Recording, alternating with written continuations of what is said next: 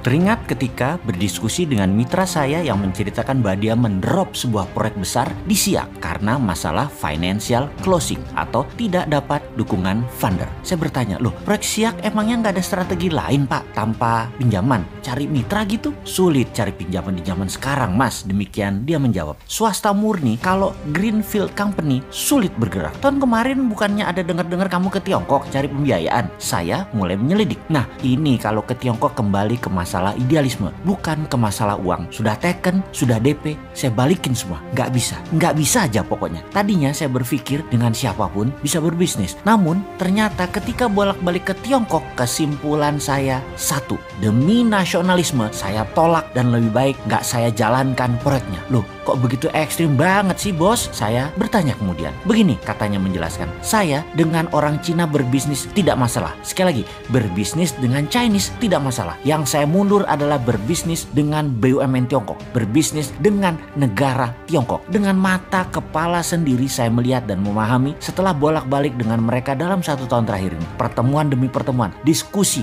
dan menyaksikan sendiri apa dan siapa mereka. Tiongkok itu membagi dua secara global bisnisnya. Dalam negeri, swasta yang mengelola, yang bermain kira-kira 80%. Luar negeri, BUMN Tiongkok yang bermain hampir 90%-nya. Pemerintah dukung dana, dukung fasilitas lainnya ke BUMN Tiongkok untuk menggarap luar negeri. Dengan 1,5 miliar manusia di Tiongkok, mereka memerlukan pangan dan kerja buat penduduknya. Tiongkok membuat grand strategi dan policy. China is not a country. China is civilization. China itu bukan negara, tetapi komunitas. Diaspora Cina menguasai seluruh jagat raya. 2-5% di sebuah negara, pasti diaspora Cina berada di sana. Dan bagi mereka, yaitu Tiongkok, melihat mereka semua itu adalah satu civilization yang bisa dimanfaatkan akar budayanya. Lalu saya perhatikan, semua yang kerja di luar Tiongkok, BUMN Cina, semua muda-muda, masih single, paling tua, tidak lebih 35 tahun. Target mereka jelas karena terucap oleh pemimpin mereka. Mereka itu akan dijadikan diaspora, nggak usah pulang kalau perlu. Single, kawin dengan penduduk lokal, baik Cina diaspora atau pribumi lokal, nggak masalah. Lebih murah bagi mereka, orang-orang itu tidak pulang ke Tiongkok. Targetnya seluruh dunia, setiap negaranya akan dinaikkan diaspora Cinanya double dalam 10 tahun ke depan. Misalnya di Indonesia, diaspora populasi penduduk berasal dan keturunan Chinese ada 3%-an kira-kira.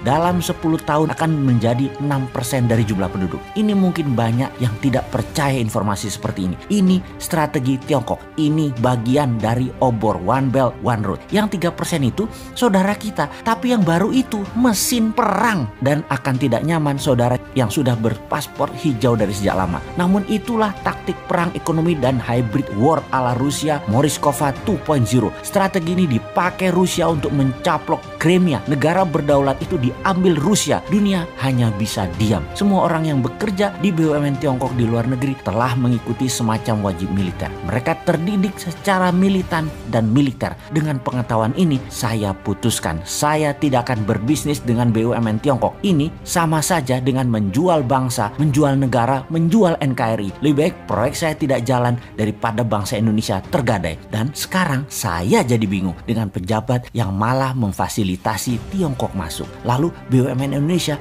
dengan BUMN Tiongkok bekerja sama. Diaspora tadinya sebentar lagi jadi ancaman nasional. Ini soft threat. Banyak yang terbuai uang, terbuai proyek, namun menggadaikan kedaulatan bangsa. Saya miris dengan ini semua. Dia melanjutkan monolognya. Saya berharap ini semua karena by accident dalam tanda petik. Karena alfa, karena lupa, karena pejabatnya lupa, karena ketidaktahuan pejabat. Namun kalau ini by accident dengan sengaja melakukan Cinanisasi, memasukkan diaspora Cina baru, akan mengikuti juga pastinya, yaitu faham yang berbeda dengan Pancasila, faham komunisme. Menurut saya, rakyat rasanya tidak akan diam nih.